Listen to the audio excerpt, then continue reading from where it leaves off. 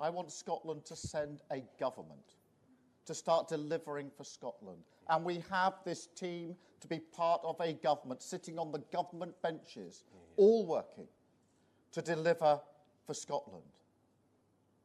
This team here, the whole of the Labour Party in government, and myself delivering for Scotland. We govern humbly, saying thank you to every single person in Scotland who put their trust and faith in the Labour Party to bring about the change that they need. Ah, Scotland, land of stunning landscapes, rich history, and now Labour's endless parade of broken promises. Welcome to the Keir Show, a political pantomime where truth takes a back seat and the audience is expected to applaud regardless. Let's start with Labour's latest claim. They're lifting low-paid workers in Glasgow out of poverty.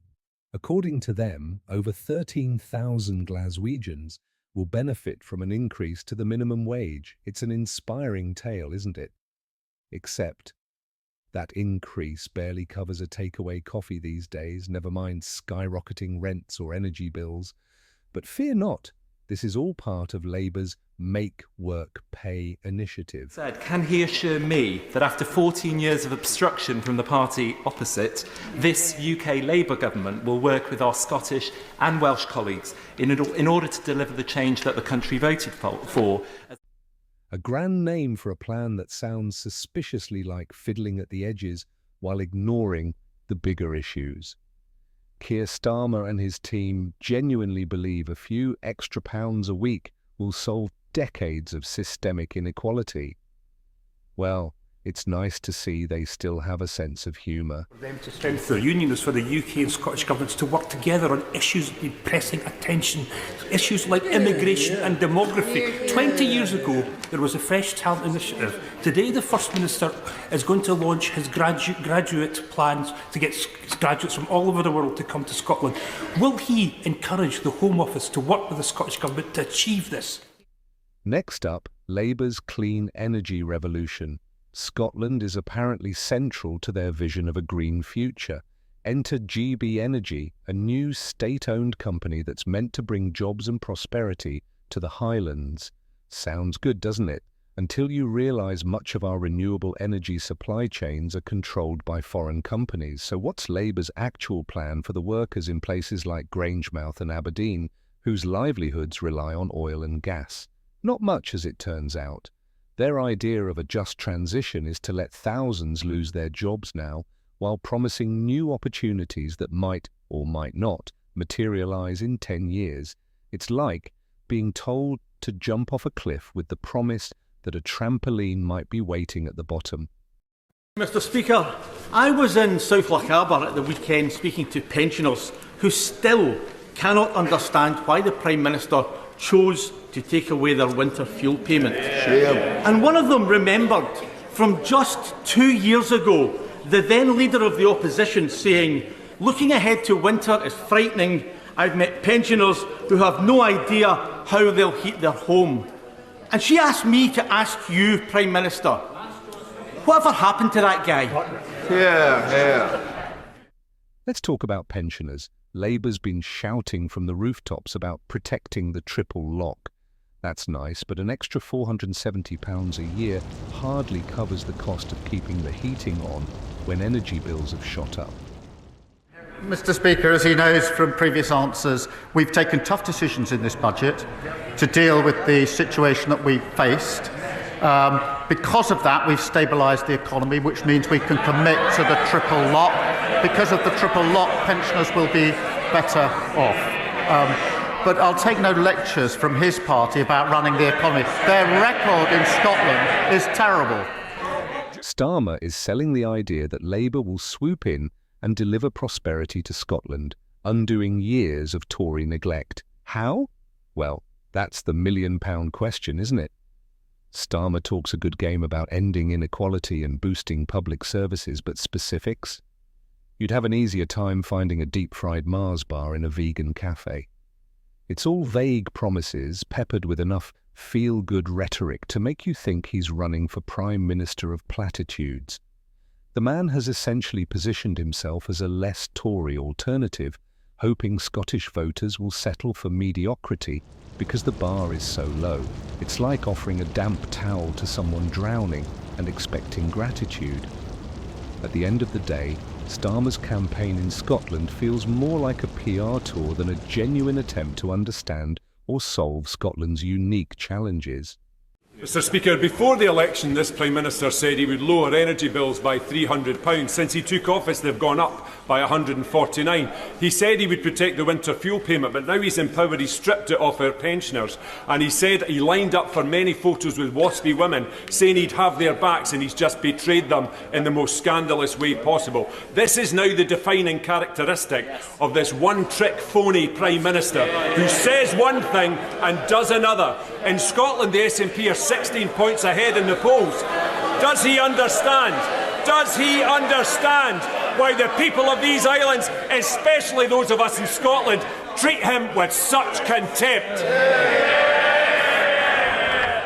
His promises are as sturdy as a sandcastle in Aberdeen on a windy day, and the Scots deserve better than being wooed with empty gestures. If Starmer really wants Scotland's trust, he might want to start by offering something a little more substantial than tired clichés and political hot air.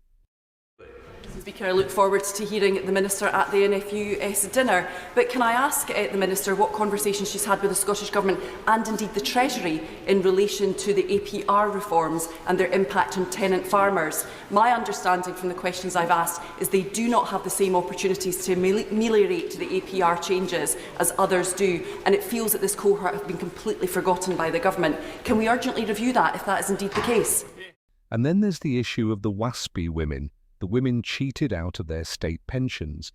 And I welcome that welcome from the Labour benches. The Minister campaigned on compensation for waspy women as the Secretary of State for Scotland did. So will she tell me, if she won't listen to the women, if she won't listen to the Ombudsman, will she listen to Scottish Labour MSPs who called for compensation? Keir Starmer once stood with these women, promising to fight for them. Now he's claiming compensation isn't good value for money. In 2021, the Secretary of State previously called for a vote of redress of 1950s women, urging UK Government to get on the front foot and offer serious compensation to those affected. 1950s-born women in Scotland and Wales have seen the same broken promises from Labour, with the now First Minister of Wales pledging in 2018 that a Labour government would right this justice.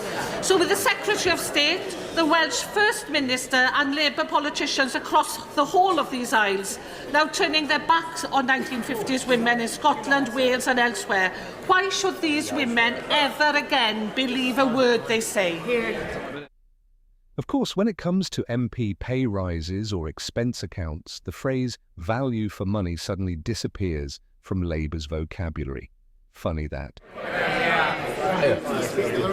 Clear plans for Great British Energy, but there are very clear plans to end new licences for oil and gas in the North Sea.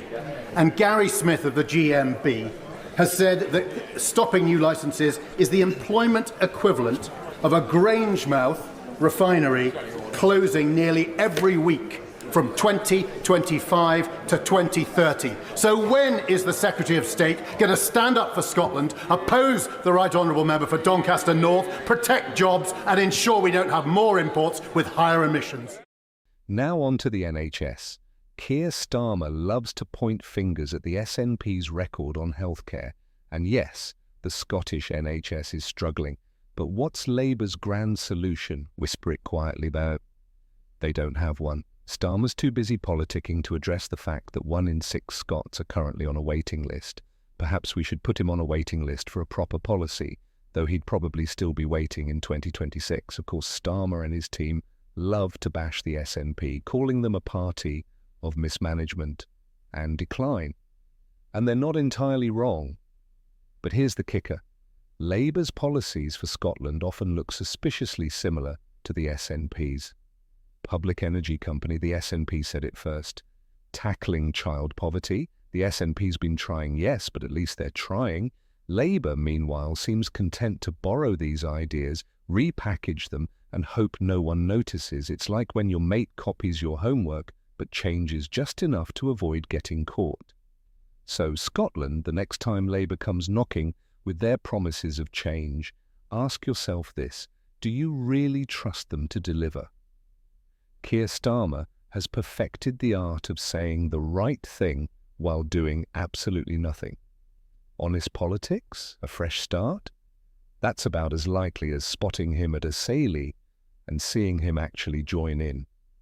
We deserve better, not just from Labour, but from everyone who thinks Scotland is a pawn in their Westminster games. So here's to holding them all to account. Cheers, Keir.